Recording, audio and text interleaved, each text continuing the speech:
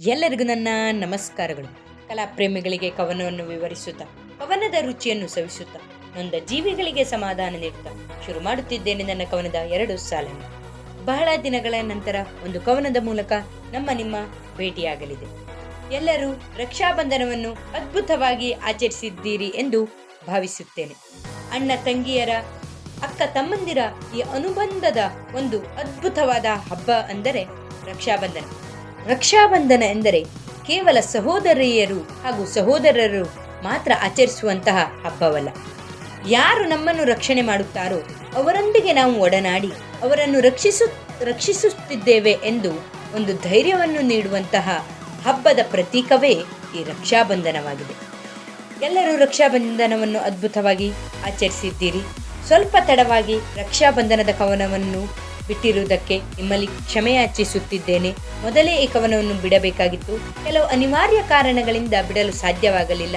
ಅದಕ್ಕಾಗಿ ಇವತ್ತು ಈ ಕವನವನ್ನು ನಾನು ನಿಮ್ಮ ಮುಂದೆ ಪ್ರಸ್ತುತಪಡಿಸಲು ಇಚ್ಛಿಸುತ್ತಿದ್ದೇನೆ. ರಕ್ಷಾಬಂಧನ ಹೆಸರೇ ಸೂಚಿಸುವಂತೆ ಇದು ರಕ್ಷೆಯ ಬಾಂಧವ್ಯವಂತೆ.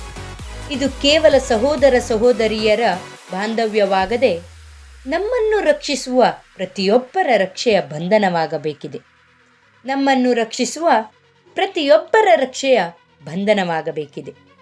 ಬಾಂಧವ್ಯದ ಬಂಧನ ಗಟ್ಟಿಯಾಗಿದ್ದರೆ ನಮ್ಮ ಜೀವನದ ವೈಖರಿ ಅದ್ಭುತವಾಗಿದ್ದಂತೆ. ಬಾಂಧವ್ಯದ ಬಂಧನ ಗಟ್ಟಿಯಾಗಿದ್ದರೆ ನಮ್ಮ ಜೀವನದ ವೈಖರಿ ಅದ್ಭುತವಾಗಿದ್ದಂತೆ. ಬಂಧನ ಗಟ್ಟಿಯಾಗಿದ್ದರೆ ಅಲ್ಲಿ ಇಲ್ಲ ಯಾವುದೇ ರೀತಿಯ ಚಿಂತೆ ಇದ್ದರೂ ಪರಿಹರಿಸಿಕೊಳ್ಳಬಹುದು ಸುಲಭದಂತೆ. ರಕ್ಷಾಬಂಧನ ಕೇವಲ ಒಂದು ದಿನಕ್ಕೆ ಸೀಮಿತವಾಗದೆ ನಮ್ಮ ರಕ್ಷೆಯ ಬಂಧನ ನಿರಂತರವಾಗಿರಬೇಕಾಗಿದೆ.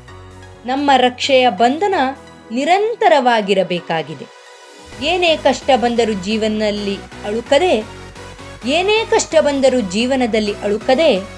ಎಲ್ಲವನ್ನು ಎದುರಿಸಿ ಜೀವನದಲ್ಲಿ ಗಟ್ಟಿಯಾಗಿ ನಿಲ್ಲಬೇಕಿದೆ. ಈ ನನ್ನ ಕವನಗಳು ನಿಮಗೆಲ್ಲರಿಗೂ ನಿಜವಾಗಿಯೂ ಇಷ್ಟವಾಗಿದ್ದರೆ ಪ್ಲೀಸ್ ಲೈಕ್ ಮಾಡಿ, ಸಬ್ಸ್ಕ್ರೈಬ್ ಮಾಡಿ, ಪ್ಲೀಸ್ ಸಪೋರ್ಟ್. ಹಾಗೆ ನಾನು ಮುಂದೆ ಯಾವ ರೀತಿಯ ಕವನವನ್ನು ಬರೆಯಬೇಕೆಂದು ದಯವಿಟ್ಟು ಕಮೆಂಟ್ ಬಾಕ್ಸ್ ಮೂಲಕ ತಿಳಿಸಬೇಕೆಂದು ಕೇಳಿಕೊಳ್ಳುತ್ತಿದ್ದೇನೆ. ಕಮೆಂಟ್ ಬಾಕ್ಸಲ್ಲಿ ತಿಳಿಸಿದ ಹಾಗೆ ಜೈವಿಕ ಇಂಧನದ ಬಗ್ಗೆ ಕವನ ಇನ್ನು 2 ವಾರದ ಒಳಗೆ ನಿಮಗೆ ಲಭ್ಯವಾಗಲಿದೆ. ಇನ್ನು ಉತ್ತಮವಾದ ವಿಡಿಯೋಗಳ ಮೂಲಕ ತಮ್ಮ ಮುಂದೆ. ಧನ್ಯವಾದಗಳು.